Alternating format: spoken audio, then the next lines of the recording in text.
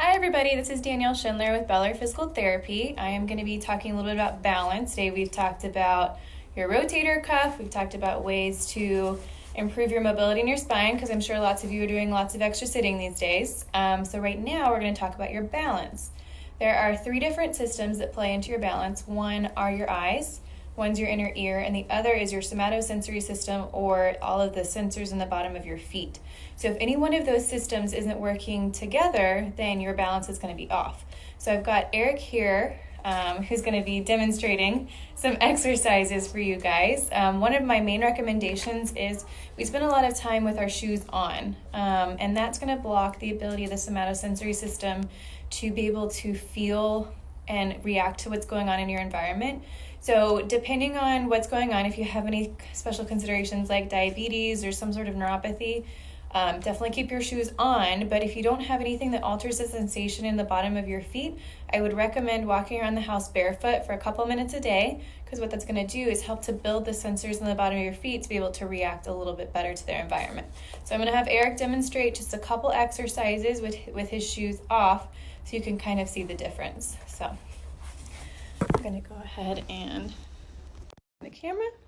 Okay, so we've got Eric here. One of the best exercises you can do, always make sure you're next to like a wall or a surface or something that you can kind of hold on to just in case, or if you've got somebody close by, definitely have them there, especially if you've had any history of falls or you feel like you stumble a lot. So exercise number one is you're going to bring your feet close together as you can, and then you're just going to try to find your balance in this position. If you feel comfortable with your balance, try closing your eyes. And you'll notice possibly that you start to sway just a little bit more in this position because we took the vision out of it. So we're making it just a little bit harder on your vestibular system and the somatosensory system in your feet. Another variation of this is what you can do. You can either do it with your eyes open or your eyes closed, but you can turn your head right and left. As you can see, Eric chose to open his eyes. Good. Or up and down.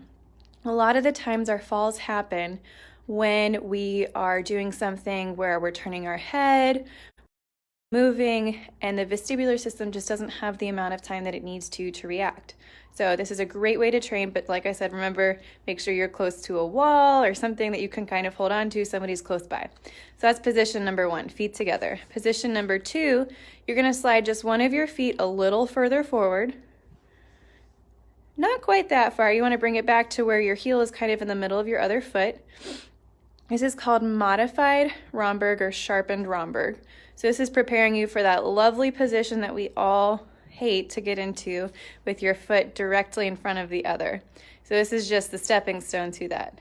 And as you can see, healthy young Eric still even had a little bit of problem with that. So same sort of idea. Once you feel comfortable in this position, you're going to close your eyes, turn your head. You can even look behind you like you're moving your whole torso. Good. Very nice. And then the last position out of these three is putting one foot directly in front of the other. Perfect. And same sort of idea. You can keep your eyes open, keep your eyes closed, turn your head right and left, up and down.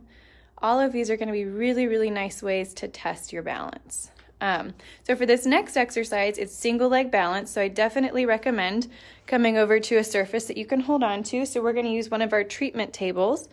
Have Eric raise it up to where he can rest his hands on the surface.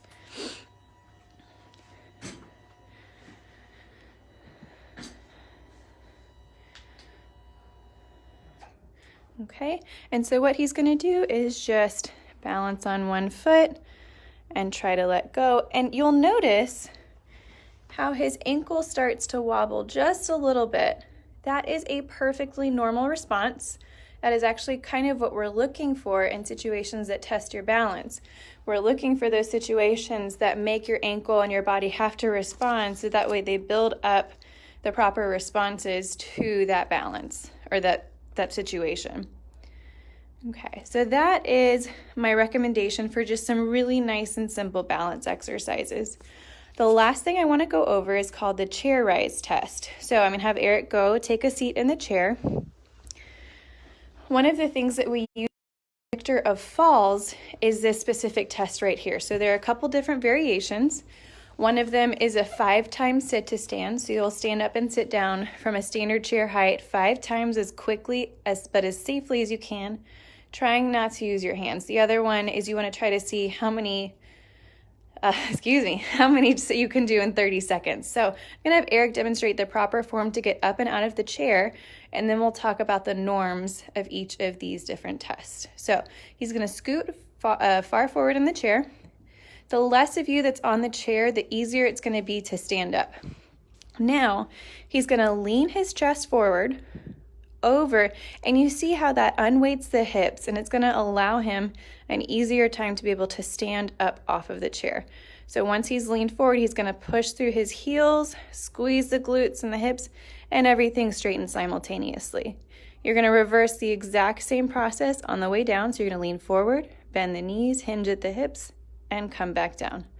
Beautiful. So that you can do this at home is find a standard chair. Usually a standard chair is about 17 inches in height. I'm going to go ahead and turn back around. So standard chair is 17 inches tall. And so what you'll do is you'll either stand up and sit down from the chair 5 times, like I said, as quickly as you can, or you'll do as many sit to stands as you can in 30 seconds. And then if you have, you can time this, typically to be classified as a reduced fall risk or not a fall risk. With the 30-second sit to stand test, we want you to be able to do 12 within those 30 seconds. With the 5-time, we want you to be able to do it in 12 seconds approximately. So these are just good ways to kind of gauge to see where you're at. If you have any further questions, we are still open. So if you guys feel like you are comfortable coming into the clinic, we'd love to see you. But we also are offering live video sessions just like this. We've got a platform that will be launching either Wednesday or Thursday. So give us a call and we'd love to hear from you guys. Thanks so much.